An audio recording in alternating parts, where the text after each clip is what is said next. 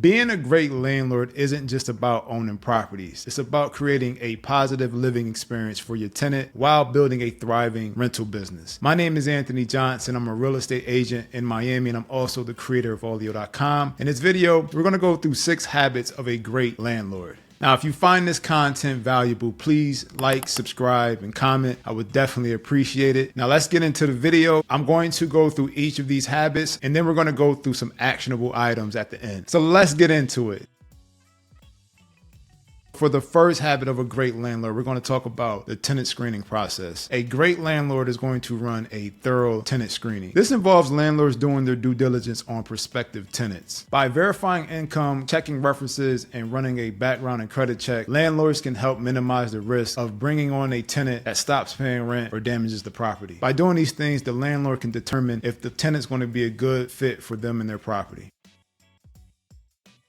Now, the second habit is going to be effective communication. Effective communication is just being responsive and keeping a line of communication open to the tenant. Promptly addressing any inquiries, concerns, or maintenance requests is key when it comes to building trust and maintaining a positive landlord and tenant relationship. For instance, if a tenant reports a leaking faucet, a great landlord is going to acknowledge the inquiry and get a plumber out there as soon as possible. Another habit of a great landlord is keeping the tenant informed in regards to anything relating to the property, whether it's renovations or changes to their policy. These things are a part of effective communication, which leads us to our next habit, which is regular property maintenance.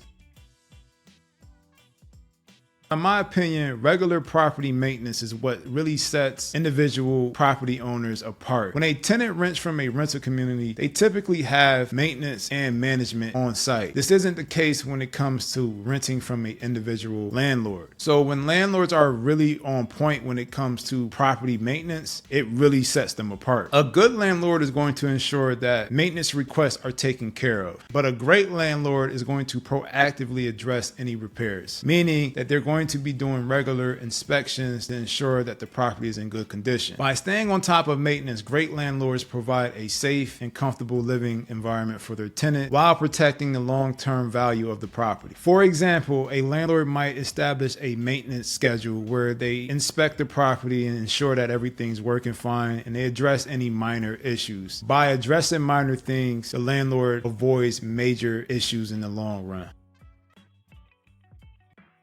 Now, next up, let's talk about fair and transparent policies. Many landlords do not have policies in place. Great landlords establish fair and transparent policies, and it's typically outlined in the lease. Clear policies regarding rent, maintenance responsibilities, a pet policy, and other expectations help set healthy boundaries and help landlords and tenants avoid misunderstandings. So let's say that a landlord has a pet policy. A great landlord is going to communicate this policy to prospective tenants during the screening process, and they're also going to include it in the lease agreement. By doing this, the landlord creates transparency, and it can help the landlord avoid potential disputes down the road.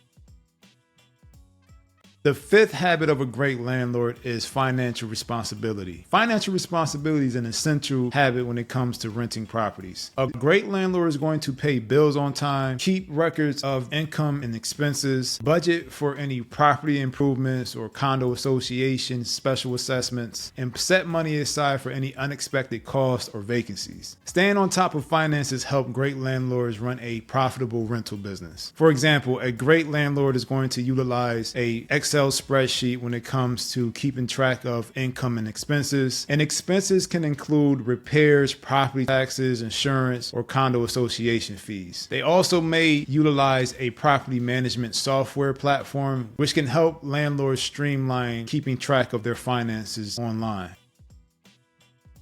Now, the last habit of a great landlord is being responsive and respectful. This involves promptly addressing any issues that the tenant has, as we spoke about earlier, as well as giving proper notice when it comes to accessing the property. For example, a great landlord is always going to speak professionally to their tenant and treat them with respect. They're not going to just barge into the apartment or the property without giving ample notice. They actively listen and document the tenant's concerns and always address issues with empathy and professionalism.